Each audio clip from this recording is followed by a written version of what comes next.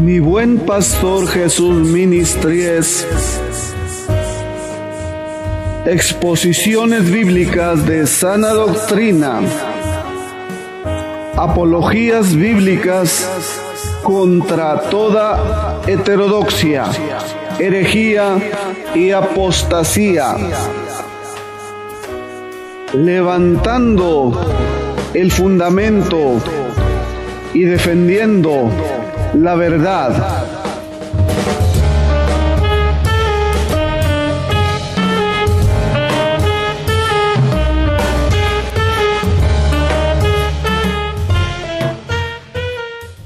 Aleluya.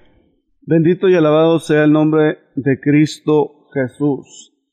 La doctrina de el reemplazo, herejía moderna.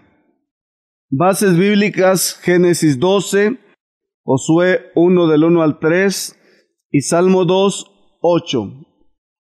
No cabe duda que vivimos tiempos difíciles, teológica y doctrinalmente hablando, ya que nos ha tocado ser parte de la generación de los últimos tiempos señalados en las Escrituras.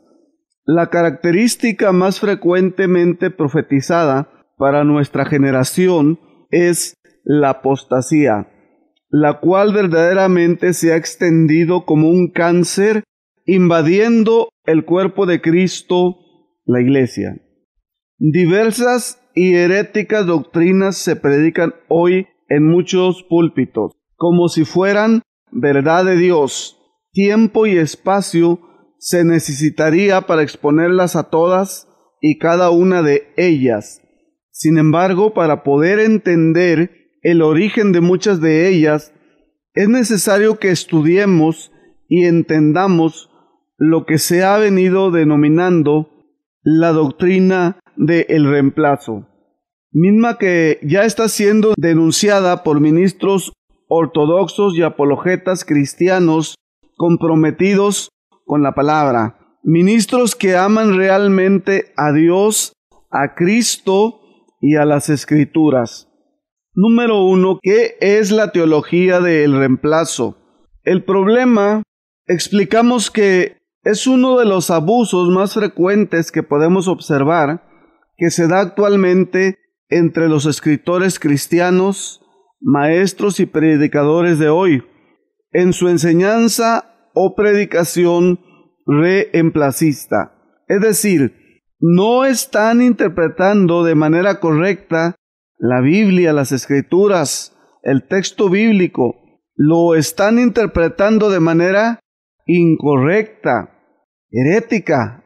Están violentando todas las reglas hermenéuticas, en muchos casos, así como también están haciendo una pésima exégesis de los pasajes bíblicos en los que basan sus enseñanzas, sus postulados, ignorando y sacando de contexto la historia de la revelación divina, los pactos que Dios ha hecho con el hombre y sus características principales, pasando por alto el tiempo, lugar, la situación cultural, religiosa y revelación dada en el momento en que se escribió dicha historia bíblica o dicha porción bíblica.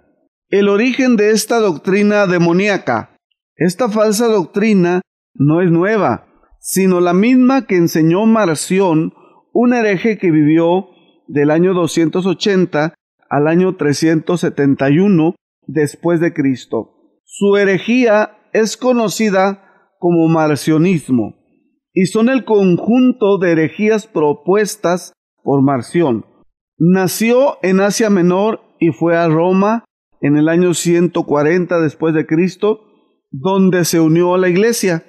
Cayó bajo la influencia de los gnósticos. Sus herejías fueron combatidas por muchos llamados padres de la iglesia, y en el año 144 fue excomulgado. Estableció entonces su propia iglesia con una organización y ritos similares a la iglesia romana, haciéndose su rival. Según su principal doctrina, el Dios del amor revelado por Jesucristo es muy diferente del Dios de la ley revelado en el Antiguo Testamento. El cristianismo, según él, no es el cumplimiento del judaísmo, sino su reemplazo. En vez de la ley y los profetas, Marción propuso el Evangelio y los apóstoles. Para lograrlo, de todas las escrituras escogió el Evangelio de Lucas, radicalmente editado, y 10 de las cartas de Pablo. Este canon propuesto por Marción en aquella época aceleró los esfuerzos de la Iglesia para establecer su propio canon de las Sagradas Escrituras. Al rechazar al Dios creador del Antiguo Testamento, Marción rechazó también la creación. Enseñó que la materia y el cuerpo son cosas malas. Él practicaba un ascetismo riguroso y mal fundamentado. Llegó a negar que Jesús tuviese un cuerpo real. Marción quiso prescindir del Antiguo Testamento so pretexto de que el Nuevo lo había hecho caduco. Marción fue, entre comillas, un cristiano con recursos. Era naviero y natural de Esmirna, donde trató de conseguir un puesto principal en la iglesia siendo rechazado. Así que decidió crear su propia iglesia, igual que muchos de hoy, ¿verdad?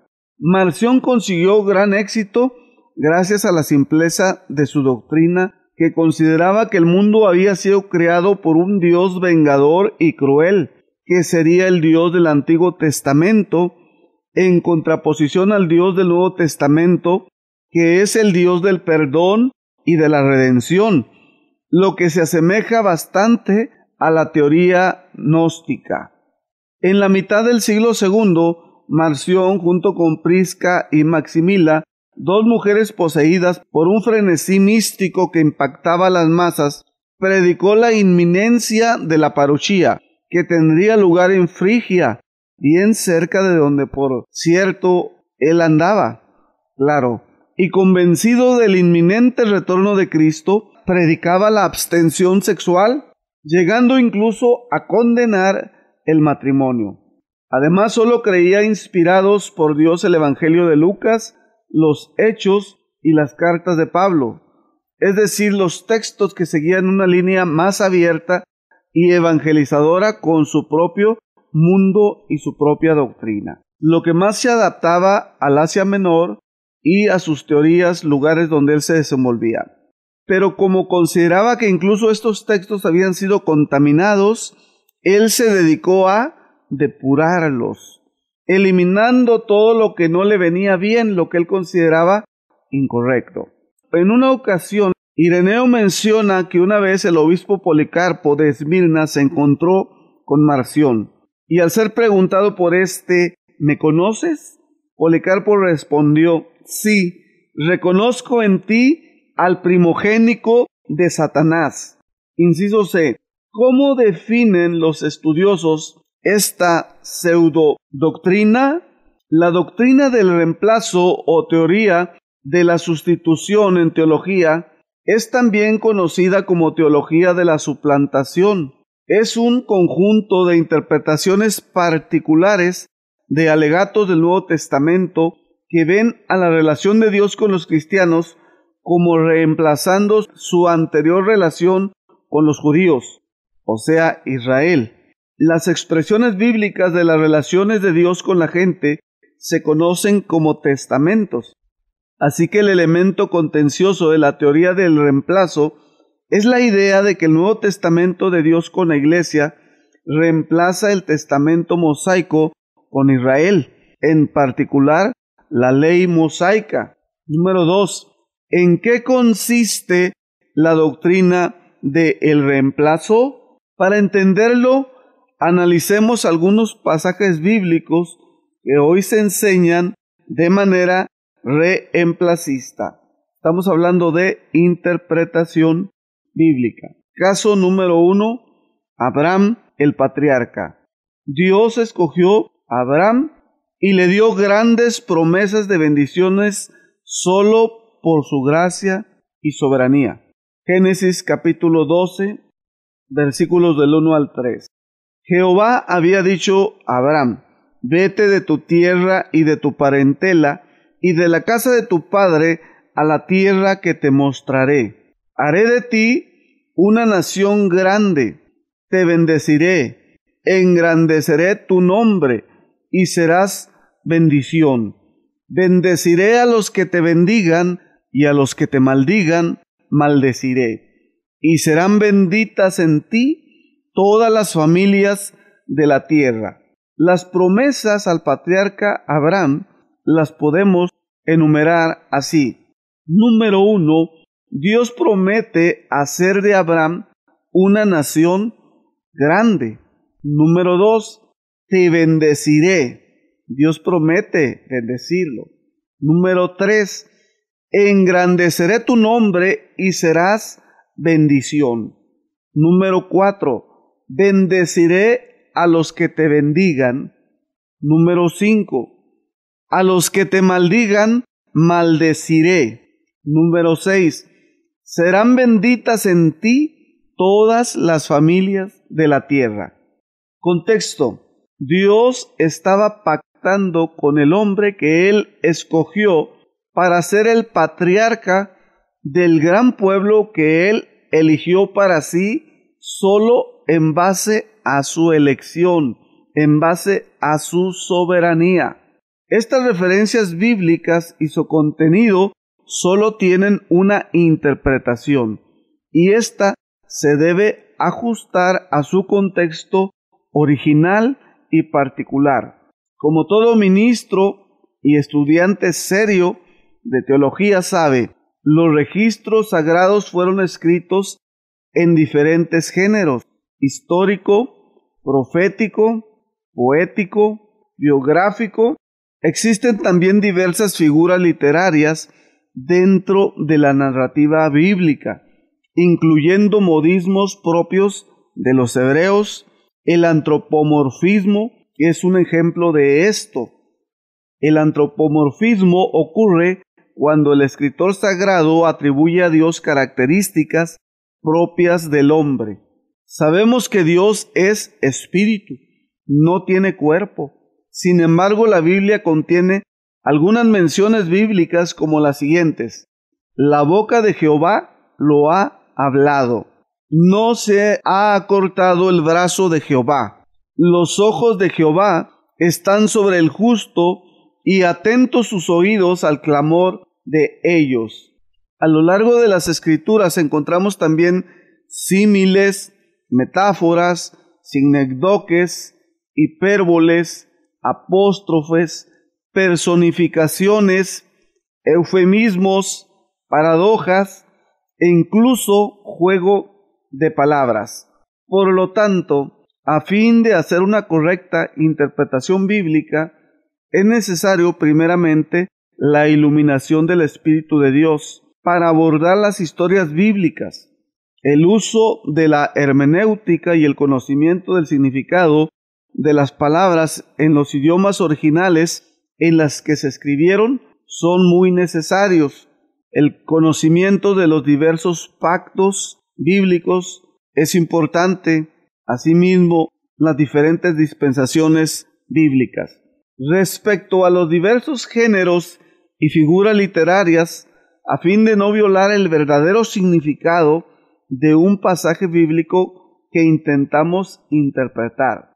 Aquí es importante aclarar que la labor exegética, el exégeta puede recibir del Espíritu de Dios iluminación para entender lo que ya está escrito, mas no revelación doctrinal, la cual concluyó a la muerte del último de los apóstoles en el año 96.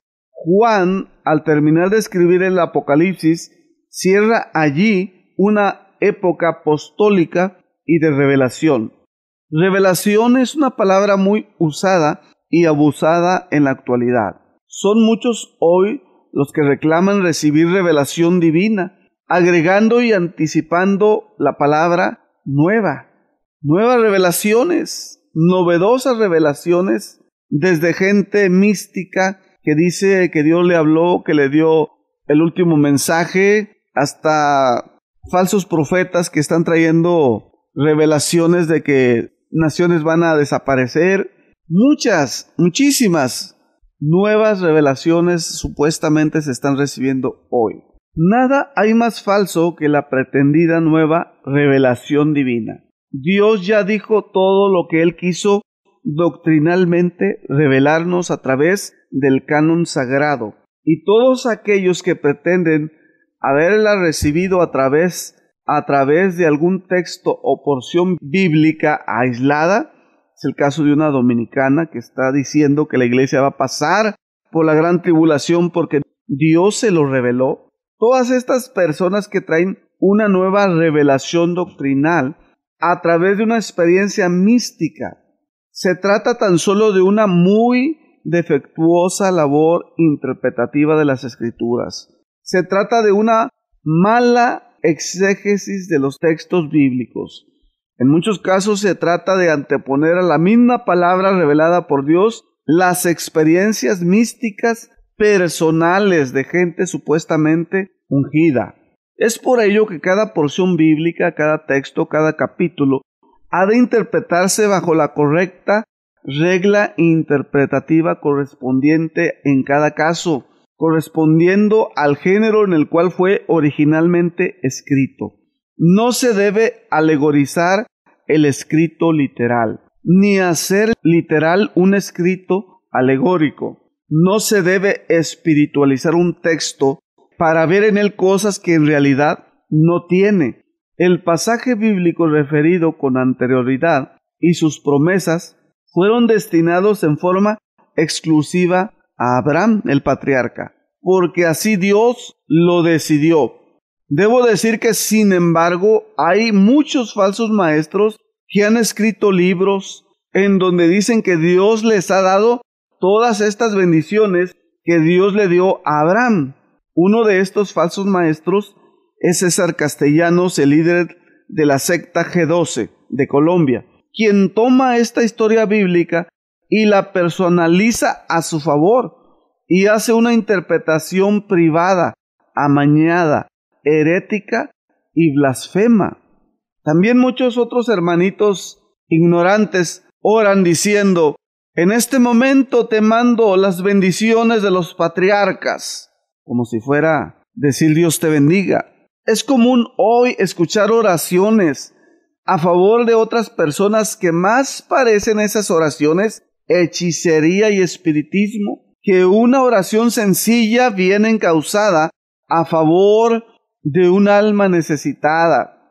Estos falsos maestros y hermanos ignorantes de las Escrituras pretenden darle a las personas las bendiciones de los patriarcas o de Josué, diciendo: serás bendición a las naciones, y todo lo que pise la planta de tu pie será tuyo, lo declaramos. Así dice el Señor. Esto se hace muchas veces por la ignorancia, pero en otras ocasiones con premeditación, alevosía y ventaja de parte de falsos maestros, apóstatas y herejes que solo buscan lo suyo. La gente cristiana y ministros que no dicen nada y se quedan callados ante tales oraciones o enseñanzas creyendo que son correctas, no solo son ignorantes, sino cómplices del mal, cómplices de esos falsos maestros. Ahora que se han buscado y enumerado miles de supuestas promesas, hay libros que se han vendido como pan caliente donde supuestamente hay miles de promesas de Dios, que Dios ha dado para que la gente las arrebate. Solo se debe decretar, visualizar, y ya tienen supuestamente las bendiciones de los patriarcas. Actualmente no se fundamenta la fe del cristianismo en una correcta enseñanza de Dios y su palabra, sino que muchos, la mayoría de pastores y de cristianos, están viendo las Escrituras como si fuera una chequera, y muchos de esos falsos profetas modernos se están atreviendo, por ejemplo, a declarar que la palabra de Dios es mejor que una financiera y que Marcos 10:30 es un tremendo negocio. ¡Qué blasfemias nos ha tocado ver, oír, escuchar! Esos ministerios y cristianismo sensual, hereje y apóstata vive en desobediencia, en herejía, en ignorancia de la palabra de Dios y sus demandas. En realidad son parte de la ramera de Apocalipsis 17. Ellos pretenden disfrutar de las promesas de Dios, entre comillas, que siempre se refieren principalmente al materialismo y complacer sus caprichos atrayendo las riquezas materiales. Muchos falsos maestros y predicadores dicen: Dios me está levantando, Dios quiere hacer de mí un ministerio internacional, tengo la unción internacional, tengo la unción financiera, tengo el manual de tu prosperidad. Todo este tipo de falsos ministros sufren de megalomanías y se la pasan hablando siempre de ellos y de sus éxitos. Caso número 2, Josué el conquistador. Josué capítulo 1, versículo 1 hasta el 5. Yo os he entregado, tal como dije a Moisés, todos los lugares que pisen las plantas de vuestros pies, desde el desierto y el Líbano hasta el gran río Éufrates, toda la tierra de los heteos hasta el mar grande, donde se pone el sol. Será vuestro territorio. Nadie podrá hacerte frente todos los días de tu vida. Como estuve con Moisés, estaré contigo. No te dejaré ni te desampararé. Resumiendo estas promesas que Dios dio a Josué, enumerándolas: número 1, yo te he entregado. Número 2, todos los lugares que pisen tus pies. Número 3, nadie podrá hacerte frente en todos los días de tu vida. Número 4, como estuve con Moisés, estaré contigo. No te dejaré ni te desampararé. Veamos el contexto histórico. Dios sacó de Egipto a su pueblo y lo llevaba a que tomara posesión de una tierra que le quiso regalar, aunque esta tierra estaba ocupada y debían de pelear por ella. Dios le entrega a su pueblo, al dar estas palabras a Josué, la tierra en donde ellos debían de vivir ya como nación, la tierra prometida. Todos los lugares que pisen las plantas de vuestros pies, nadie te va a hacer frente. Como estuve con Moisés, estaré contigo. No te dejaré ni te desampararé. Estas fueron bendiciones y promesas únicas y exclusivas para Josué. Lamento desilusionar a tantos que toman con toda ligereza las promesas hacia Abraham y las promesas hacia Josué y las personalizan, cometiendo errores graves de interpretación bíblica. No quiero decir que Dios no tiene cuidado de nosotros, menos que estamos desamparados y sin su apoyo. Lo que sí quiero decir es que no podemos tomar estos pasajes bíblicos para apropiárnoslos y decir: Dios me dijo, y a continuación poner las bendiciones de los patriarcas o las de Josué el conquistador a otras personas o a nosotros mismos. Tomar esa palabra, esas promesas, como va a ser un año que estuve en una conferencia para pastores y el pastor usaba precisamente Génesis 12 para hablar de prosperidad. Solamente habló de prosperidad, de que Dios quiere bendecirnos a todos los pastores y de que Dios a través de nuestra descendencia va a bendecir a las naciones. Fue una experiencia muy difícil para mí estar ahí. No sé si habría alrededor de unos 100 pastores. Mucha incomodidad estar escuchando esa pésima interpretación bíblica y que todos se quedaran callados.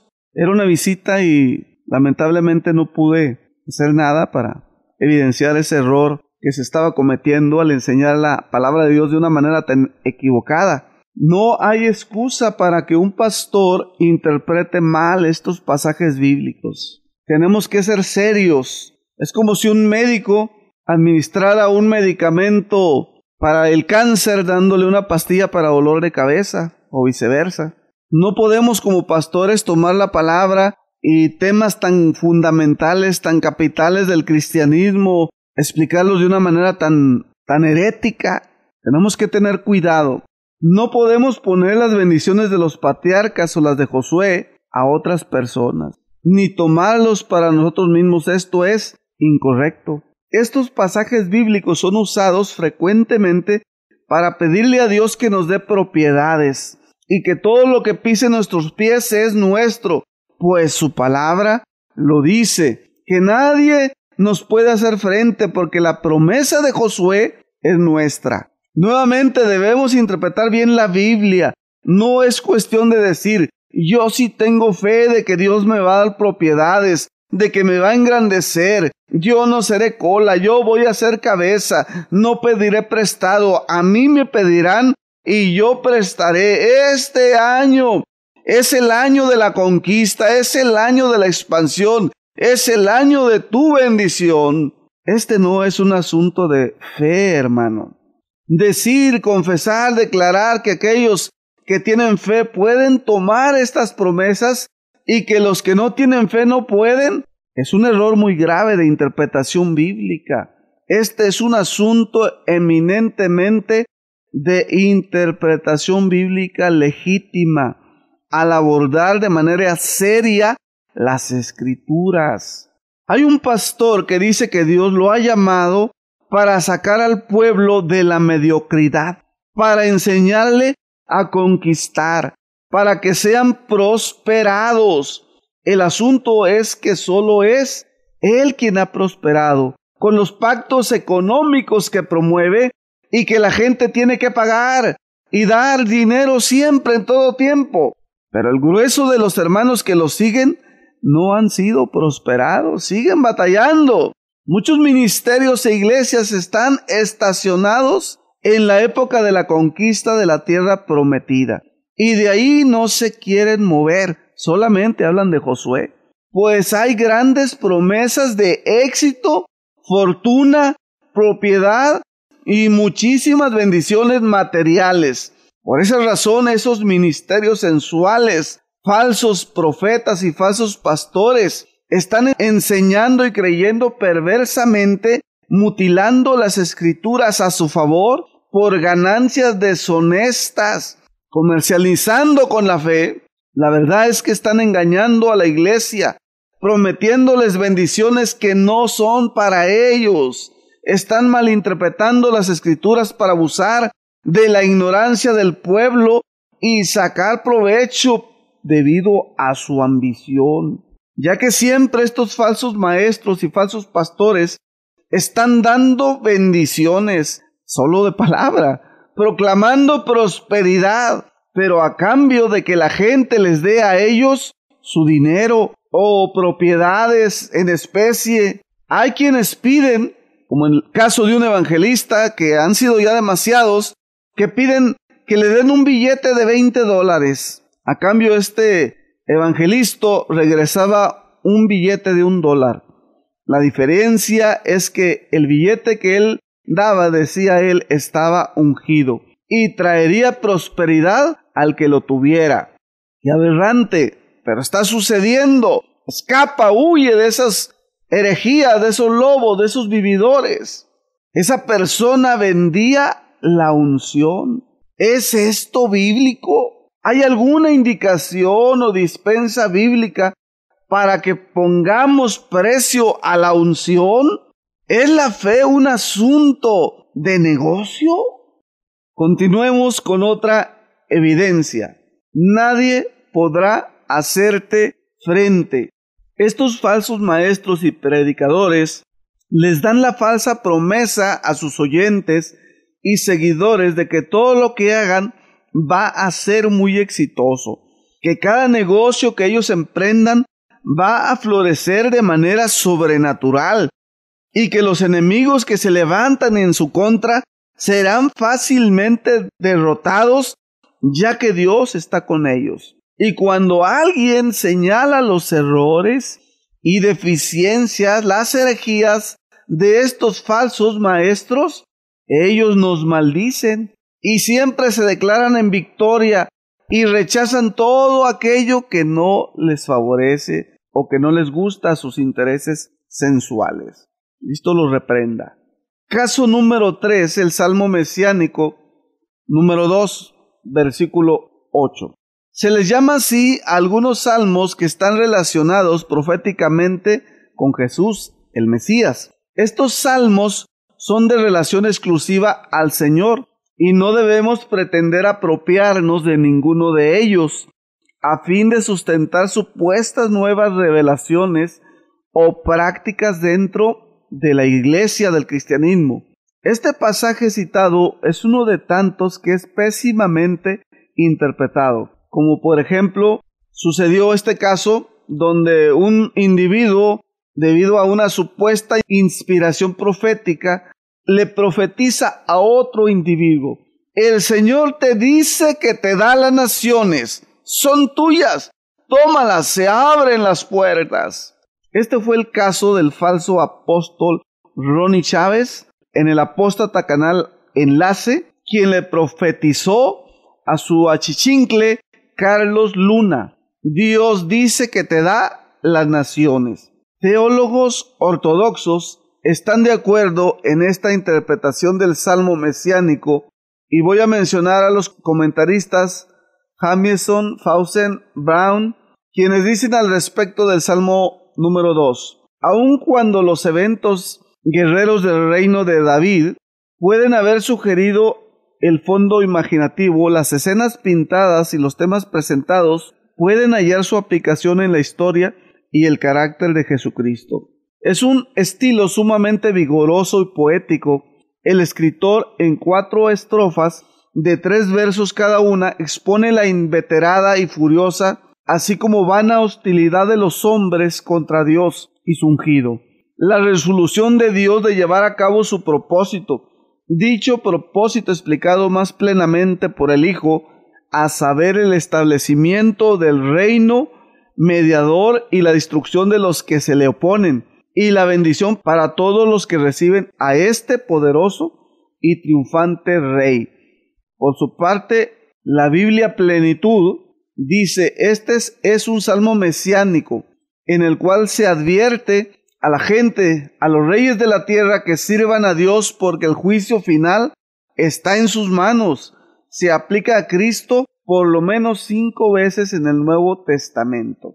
Debemos entender que muchas de las mal llamadas promesas de Dios, que son en realidad malas interpretaciones de textos bíblicos, que se han de hecho con dolo, en muchos casos apelando a la ambición del oyente para atraerlo y seducirlo. Existen también prácticas dentro de la iglesia introducidas por este sistema reemplacista que se debería de analizar más a fondo. Por ejemplo, caso número 4, las danzas hebreas como una práctica espiritualizada. Las danzas hebreas formaron parte de la vida nacional del pueblo hebreo. Número 1, en sus fiestas nacionales.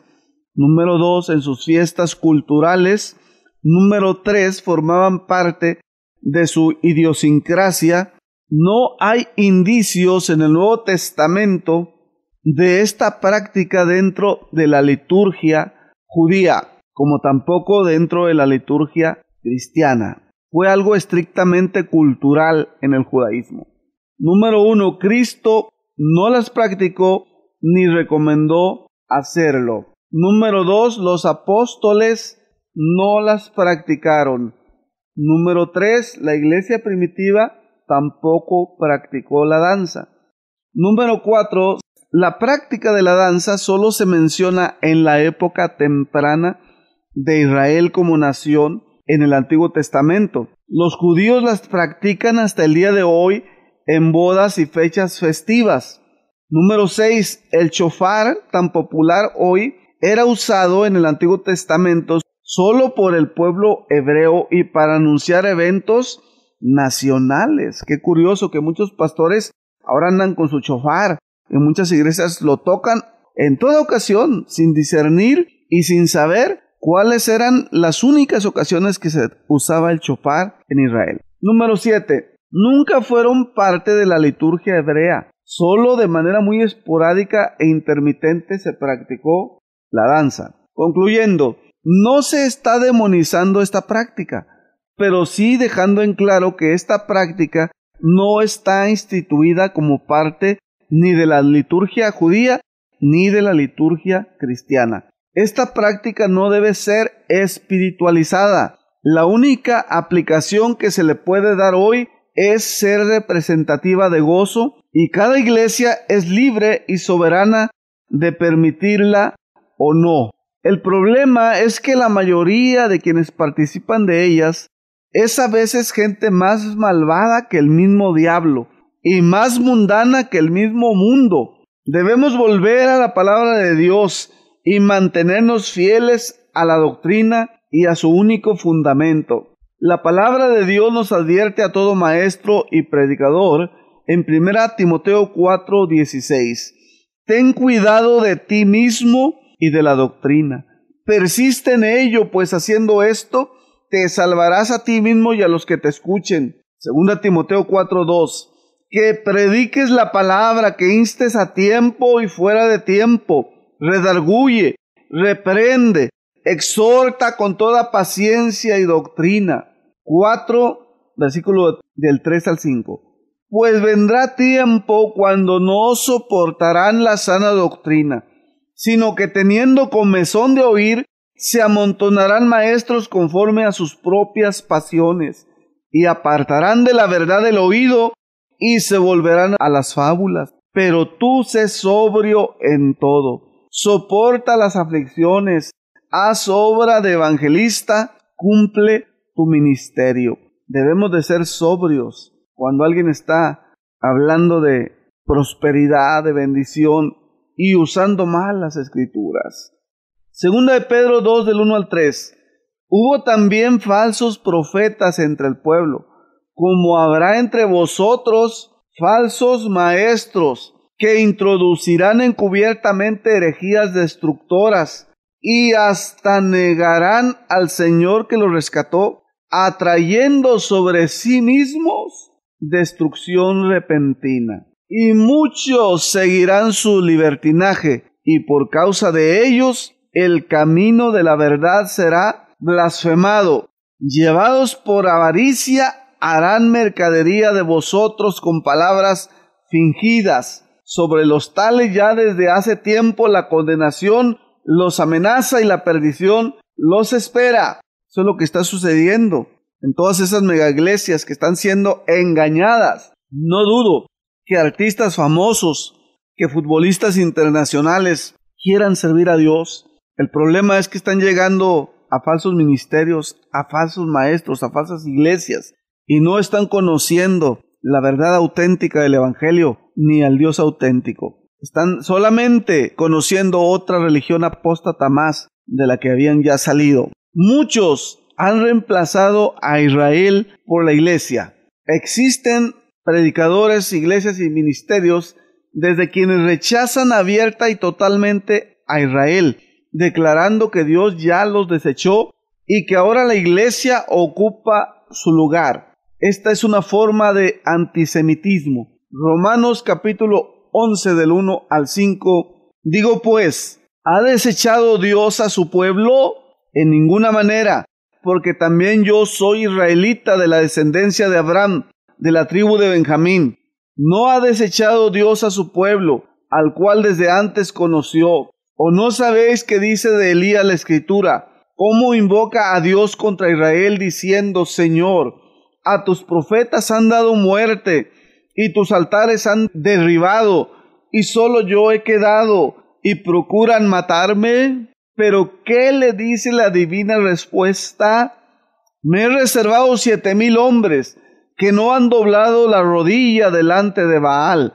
Así también, aún en este tiempo ha quedado un pequeño remanente escogido solamente por gracia. Romanos 11 del 11 al 12. Digo pues, ¿han tropezado los de Israel para que se cayesen?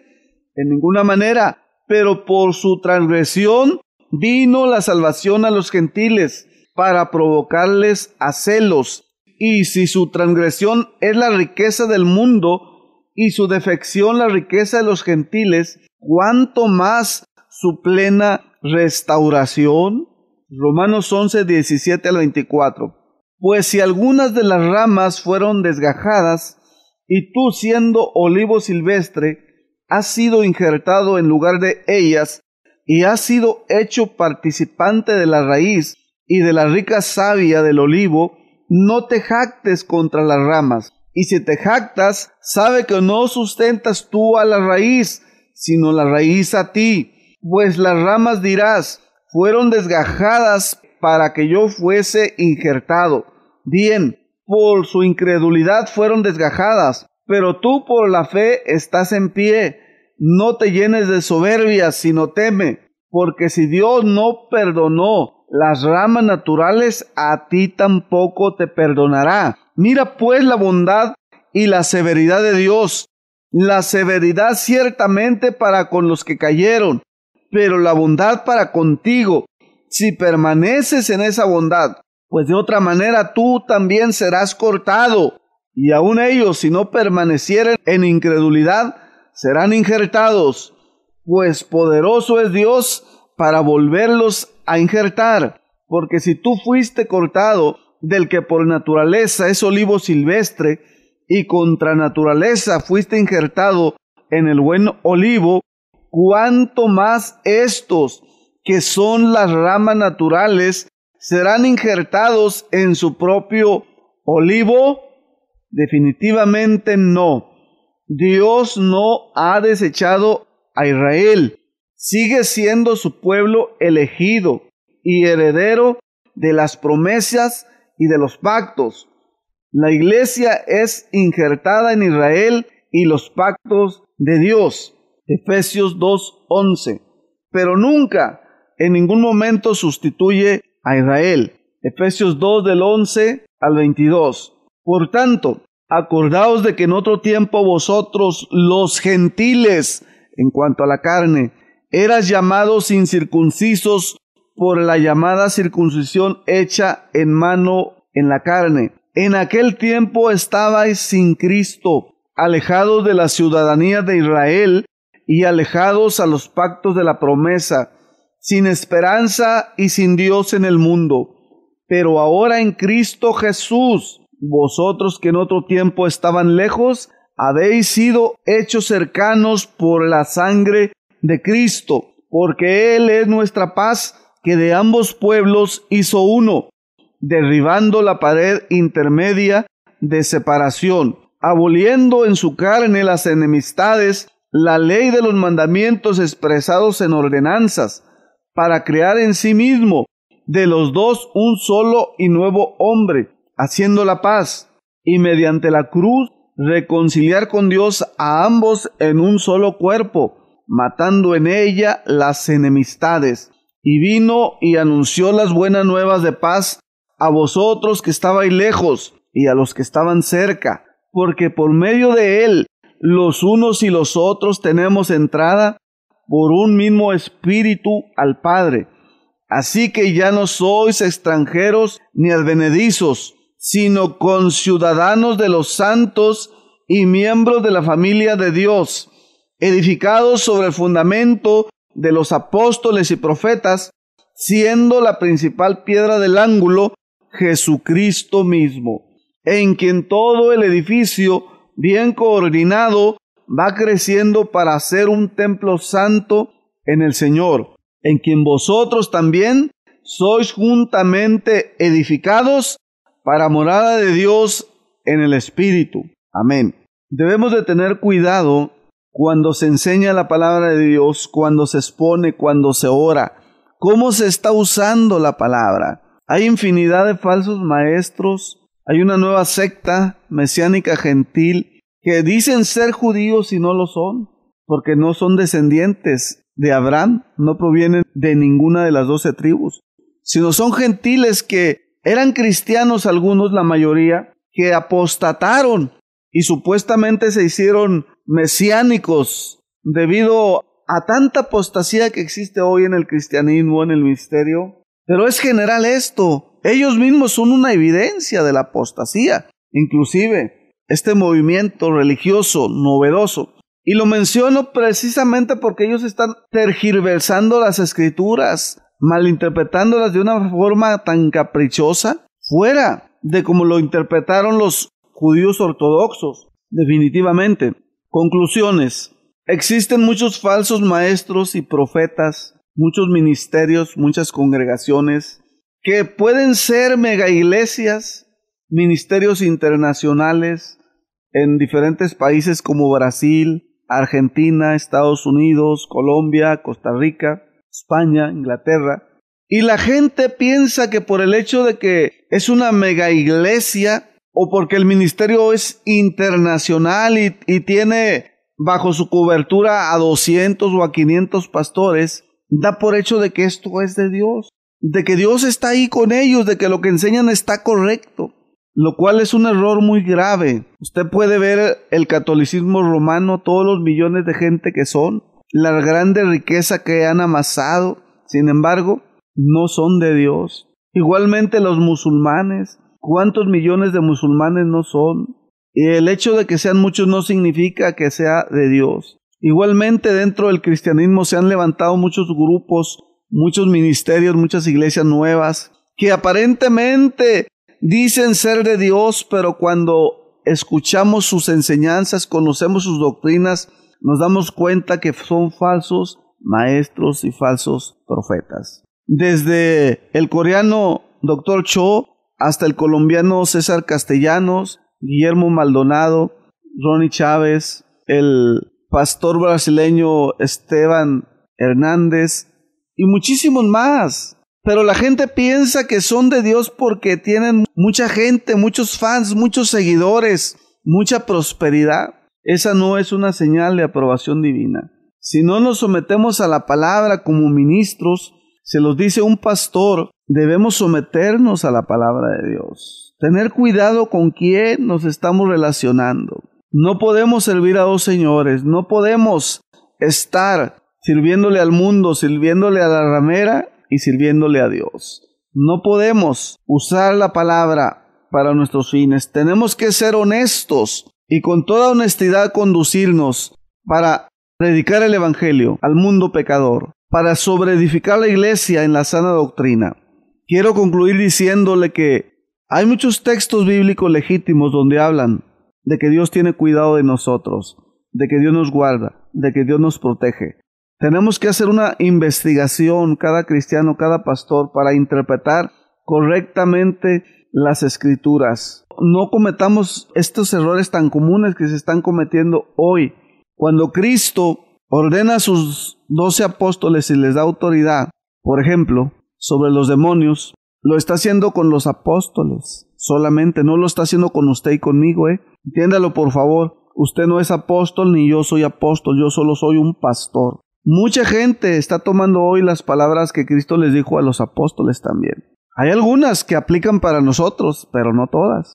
Tenemos que saber cuáles son las que corresponden, que tienen que ver con nosotros, con la iglesia, y cuáles fueron exclusivamente para los apóstoles. Tenemos que saber, hay mucho trabajo por hacer en la predicación y la enseñanza.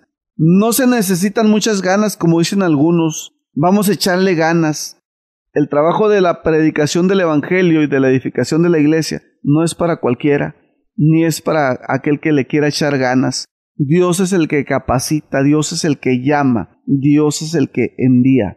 Y tenemos que estar en ese proceso. Si tú quieres predicar la palabra de Dios, si tú quieres enseñar, tienes que tomarte tiempo suficiente para estar con el Señor, para orar. Tienes que tomarte todo el tiempo necesario para escudriñar las Escrituras, consultar. Debes de leer la Biblia cuantas veces sea necesario.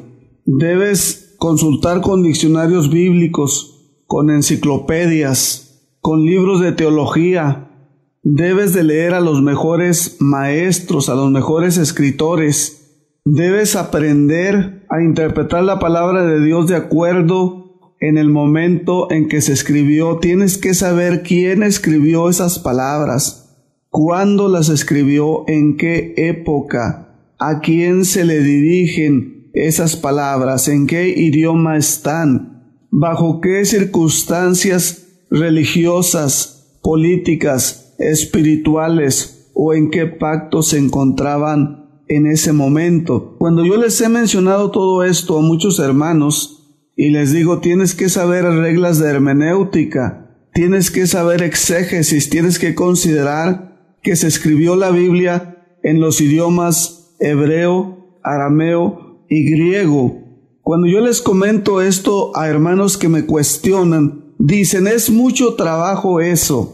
Definitivamente. Pero si tú quieres enseñar la palabra de Dios, si tú eres maestro en alguna congregación o pastor, tienes que hacerlo. Tienes que tomarte ese tiempo necesario para que responsablemente te presentes ante Dios aprobado, como un obrero fiel, digno, que no tiene nada de qué avergonzarse de interpretar incorrectamente la palabra de Dios. Pues si tú no lo haces, si no te tomas el tiempo necesario, vas a ser un falso maestro más, un falso pastor más, un falso profeta más, como los muchos que ya he señalado. Dios te bendiga y te guarde.